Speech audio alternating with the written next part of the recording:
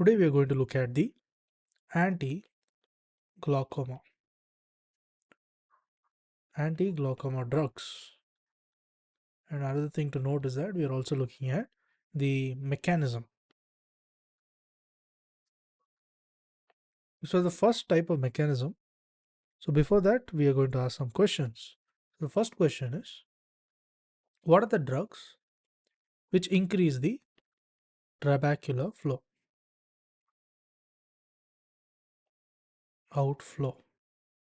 The second question is, what are the drugs which aqueous, decreases the aqueous production? So what are the drugs? The third question will be, what are the hyperosmotic agents?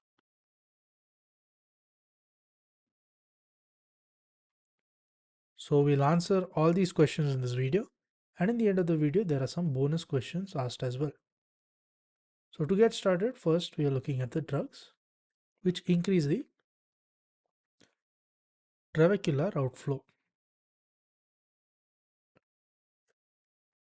So under this, firstly there is the myotics.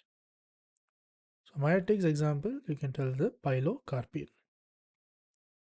Then there is also the epinephrine and the dipivefrin. These two are there. Then when you see, there is also the bimatoprost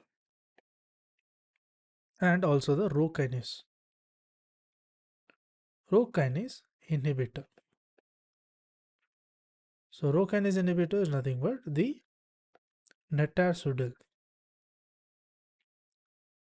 Then we move on to the drugs which increase. So now we move on to the drugs which increase the uveoscleral outflow. So here it includes the prostaglandins, that is, it can include the latanoprost. Then we also look at there is epinephrine as well,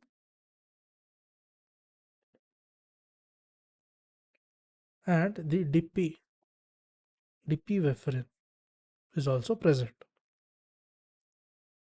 Then when we move ahead, we also have the brimonidine.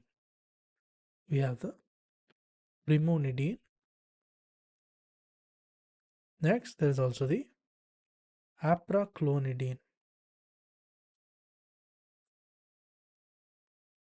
Then we are looking at the drugs which decreases the aqueous production. So drugs which decreases the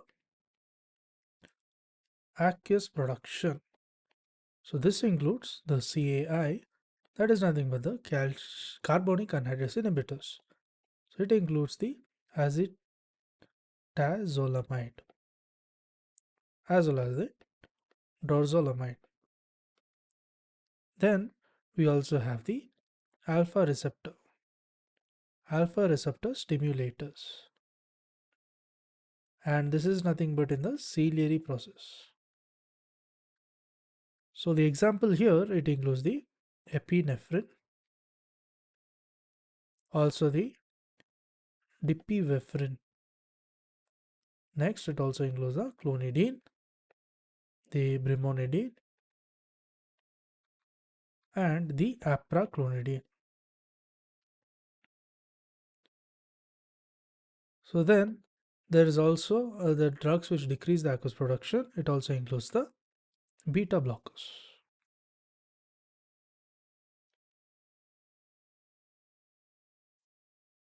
Then we look at the class of the hyperosmotic agents.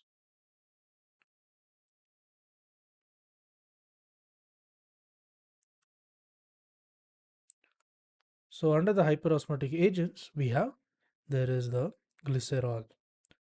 Next, there is also the mannitol and also urea. Next, what we do is we will look at the drugs, the answers. So the question we asked was the drugs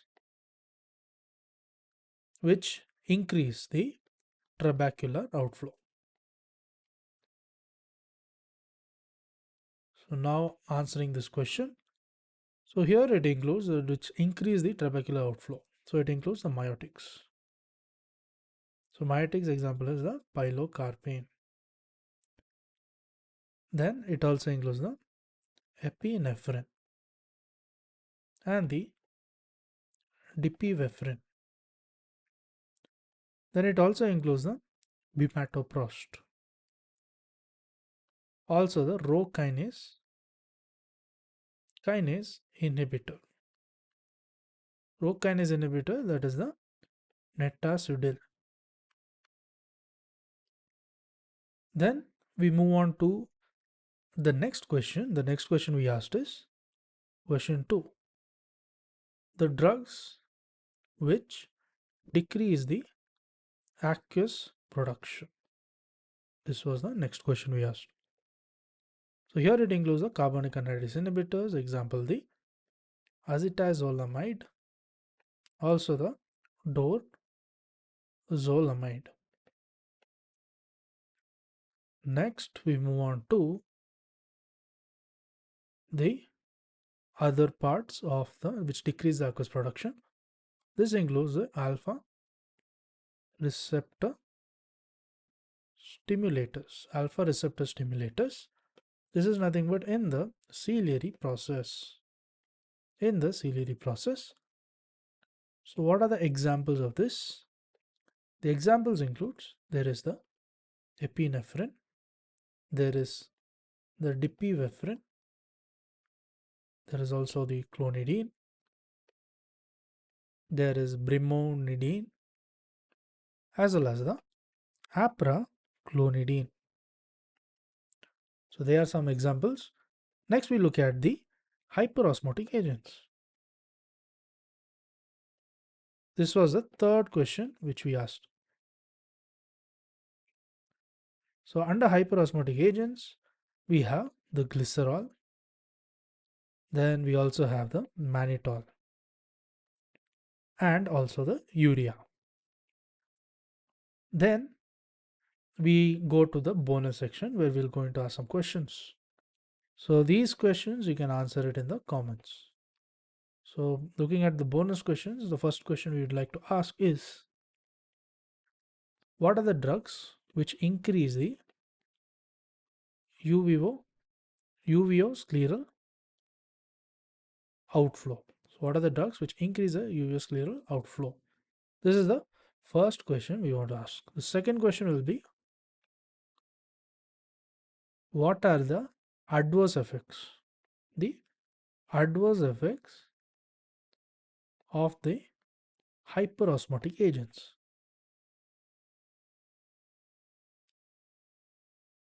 So you can answer these questions in the comments.